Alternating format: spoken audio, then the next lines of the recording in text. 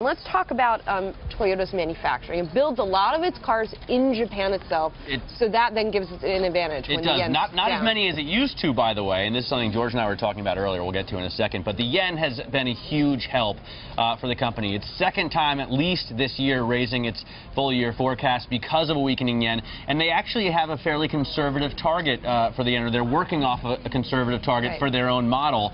They're saying 90 yen to a dollar, 120 to a euro. Right now, we're looking at really more like 100 to a dollar, 130 to a euro.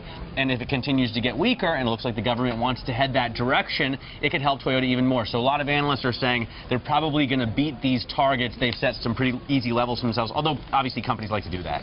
Well, it's better to be conservative. And we actually think the yen is going to stay a lot weaker for most of the year. And so their target is good. Yeah, it's very conservative. And, George, this comes off a base where Toyota has already been improving to some extent, sort of its fundamental business. But that said, I mean, the market share this past quarter, its gains were not great, and in some places it gave up a little market share. So is the yen really helping what would otherwise have been sort of a lackluster year? It's probably, financial analysts estimate about $2,000 per vehicle it's adding to, to the profit margin on each car and truck that they sell. I wonder if you take that out, how well Toyota's doing, because they've lost, the sales have dropped in China 9 out of the last 10 months. That's a huge market. Obviously, they have other problems in China that they can't control.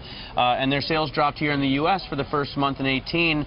In April, Camry has been not in the #1 spot for the last 2 months in a row. Prius sales dropped 21% last month. I mean, the Camry looks outdated, especially compared to the Fusion or the Malibu. So, yeah, but that's the way they like it. That's their customer who wants that type of very staid vehicle. But the important thing to realize is they've gone back to the old Toyota ways, the old basics. Okay, quality, service, performance, and really they're starting to win back a market share in small increments. They at their low point with the earthquake and tsunami, they were around about 13% of the U.S. market. Now it's up to 14%.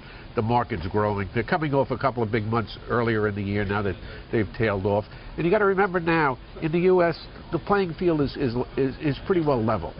Detroit, the Korean manufacturers, the European manufacturers, they all compete now on same quality, same performance, and relatively the same price range. And the point we should make also in the U.S., as Matt and I were talking about earlier, is that the cars that are sold by a Toyota in the U.S. are largely made in the U.S., so they're not getting the yen benefit here. Yeah, well, they've made a big, all the manufacturers have made a big move back into North America, okay, to get away from currency. Because they were getting killed by the yen for the last 3 years, right? You got to remember, at one time it was 130, then it went down to 70, and now it's about a 20-25% depreciation to around 100 yen per dollar, and so they made that move. But Toyota benefits a little bit more because of their big stake in Japan, more so than Nissan and Honda, because they made a commitment to keep some of those plants open, and so it's sort of like a windfall to them. They actually sold more cars in Japan than they have in the U.S., China, and the rest of Asia combined. And quite honestly, they were big, they were one of the major players globally first, and now the other manufacturers are scrambling all over in China and in South America and Eastern Europe, and so it's like I said, the competitive field is so much more intense today. So if it weren't for the yen and what we're seeing happen right now, I mean, to Matt's question earlier, I mean, what kind of would this be more of a transitional year for Toyota? No, I think it'd still be a good year. I think it's, the U.S. market is growing. They've come back. They've held a share as volume has gone up. They've cut their costs without really.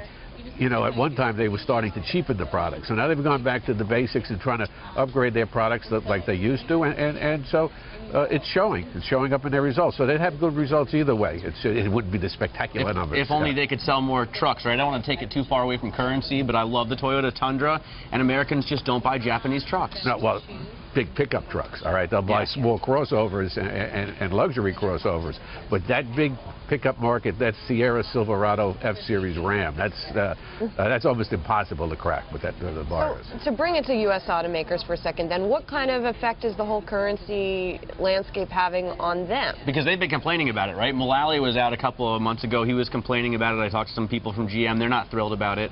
Well, I'm not going to go against what's coming out of Detroit. I mean, it's an issue, but it's not a huge issue. This market works on product, okay? And if you got the product, you can sell it, and you can sell it at a good price, no matter how the currency moves. All right, and then you know, at the end of the day, that's all the story is all about.